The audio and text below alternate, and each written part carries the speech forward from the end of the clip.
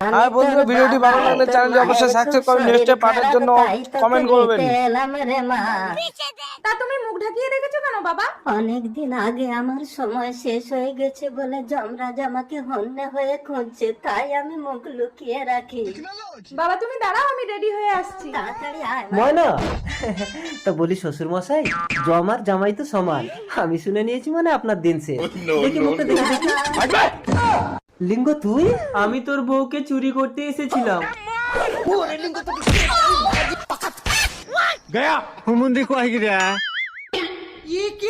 Idea, শালা বউ নাকি আমাকে বাপ বলে ডাকবে না। চলো বাবা আমি রেডি। रुको जरा। কি বাবা তোমার জামাই কোথায় গেল? কি হলো বাবা, কথা বলছো না কেন? বাবা বাবা আরো জোরে জোরে ডাক মা। বাবা বাবা। বাবা ডাক শুনে আমার বুকটা ভরে গেল বউ। পোড়া মুখো মিনছে।